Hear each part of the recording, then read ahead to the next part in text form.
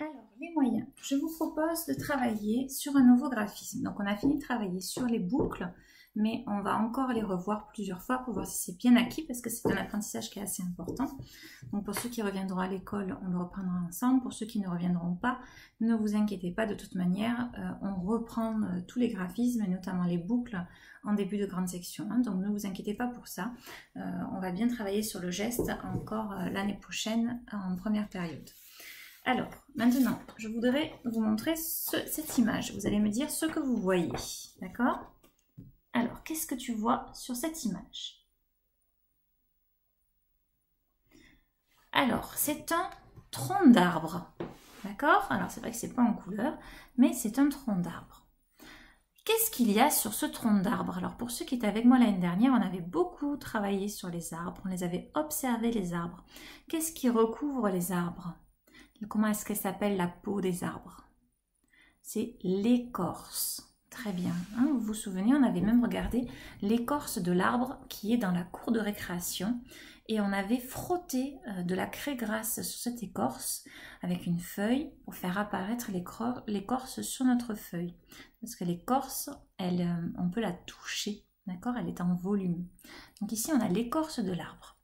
Et on a quelque chose ici, là.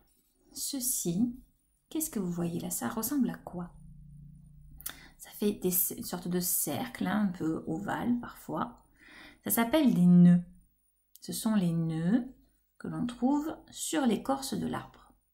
Alors, pourquoi je vous montre cette image? Parce qu'aujourd'hui, on va s'intéresser à ces lignes. Les lignes qui sont sur l'écorce. Regardez le chemin des lignes. Elles partent d'en haut, hop, elles ne traversent pas le nœud de l'arbre. Elles le contournent. Elles ne font pas le tour hein, non plus. Hein. Elles le contournent. Ça veut dire qu'elles commencent leur chemin. Hop, elles contournent et elles continuent leur chemin.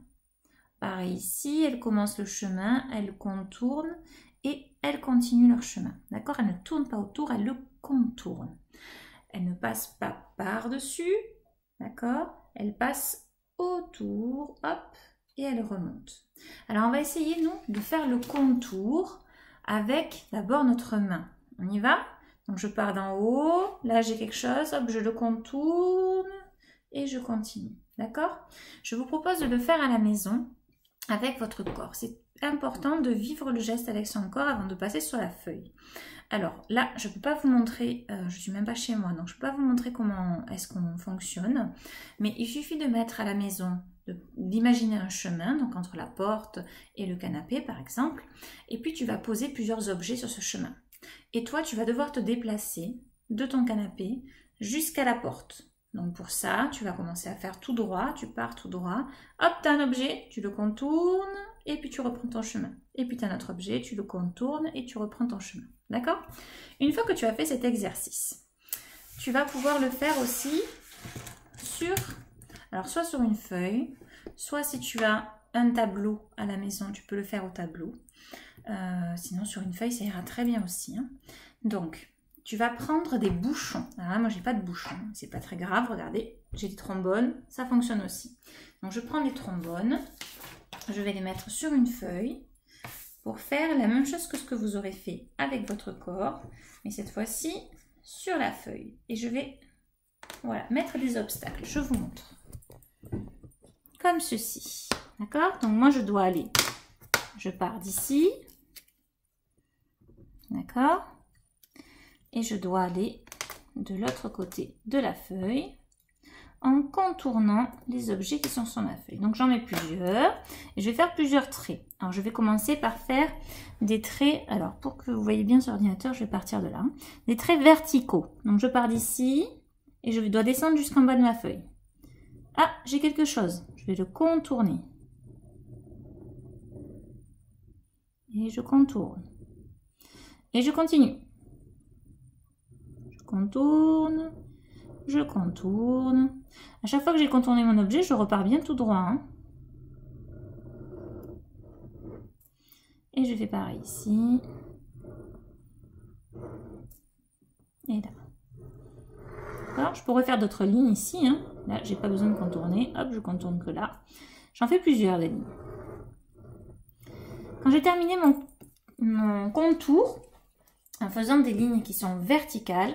Je vais faire la même chose, mais cette fois-ci avec des lignes horizontales.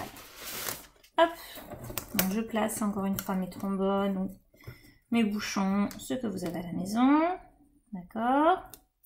Et je vais faire mes lignes horizontales. Horizontales, ça veut dire d'un côté à l'autre. Hein. Donc je commence ici, là j'ai rien, je vais tout droit.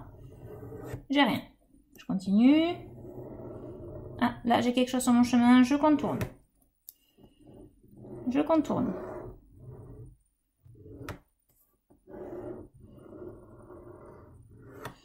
Encore une fois, je contourne et je reprends ma trajectoire. Je ne vais pas...